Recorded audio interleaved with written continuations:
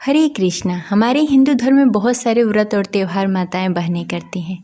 उसमें से एक जितिया व्रत भी है जिसे जीवित पुत्रिका व्रत कहते हैं।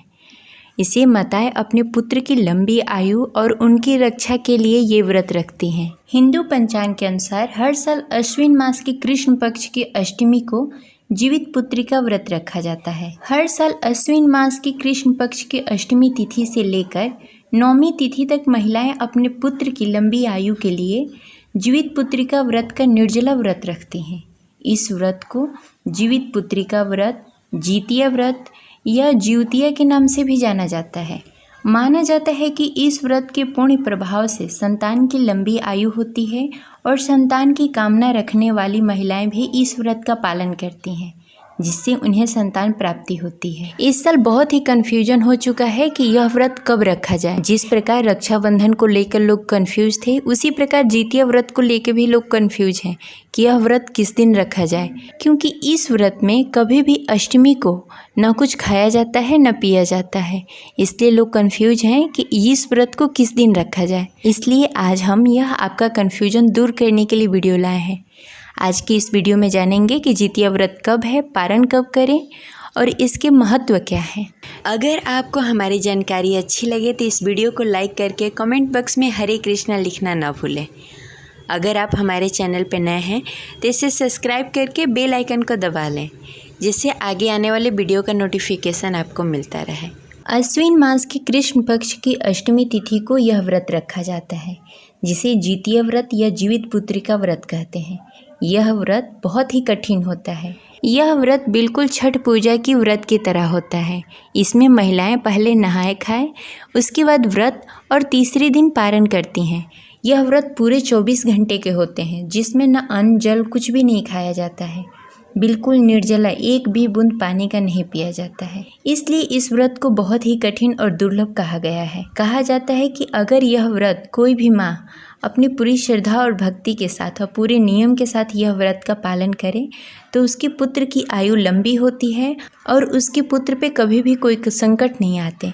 अगर आते भी हैं तो वो टल जाते हैं और घर में सुख शांति और समृद्धि बनी रहती है। वैदिक पंचांग के अनुसार अश्विन मास में आने वाले कृष्ण पक्ष की अष्टमी तिथि के दिन हर साल जितिया व्रत रखा जाता है। इस साल कृष्ण पक्ष की अष्टमी तिथि का प्रारंभ 24 सितंबर 2024 को दोपहर 12:38 पर हो रहा है।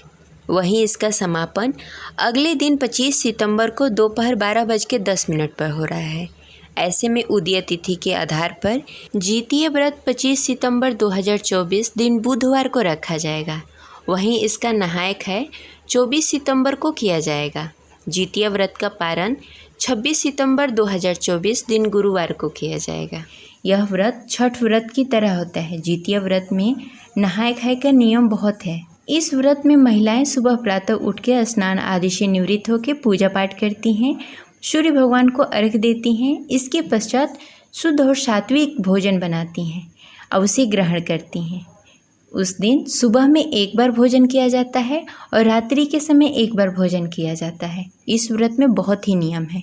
इसके पश्चात अगले दिन पूरे 24 घंटे का निर्जला व्रत रखती हैं और संध्या के समय प्रदोष काल में माताएं जीवित वाहन की पूजा करती हैं और जीवित पुत्रिका व्रत कथा सुनती हैं या पढ़ती हैं। और तीसरे दिन सुबह प्रातः उठ के स्नान आदि से निवृत्त होकर भगवान को जल अर्पित करती हैं, सूर्य भगवान को अर्घ्य देती हैं और पूजा समाप्त करने के पश्चात शुद्ध और सात्विक भोजन बनाती हैं। इस व्रत में लहसुन प्याज बिल्कुल ही मना होता है। इस व्रत में लहसुन प्याज जैसा कोई भी चीज़ नहीं खाया जाता है और इसके बाद शुभ मुहूर्त में पारण करते हैं।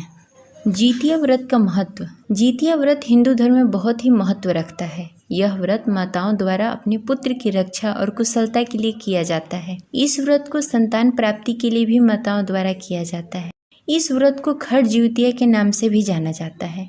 यदि किसी विकट परिस्थिति में कोई बचकर निकल जाता है या किसी विकट परिस्थिति से किसी के प्राण बच जाते हैं तो यह कहा जाता है कि जरूर ही इसकी माँ ने खड़ जितिया किया होगा। यह व्रत बहुत ही कठिन व्रत है। इसमें निर्जला व्रत माताओं को रखना पड़ता है, जिसमें पानी की एक बूंद भी नहीं पिया जाता है।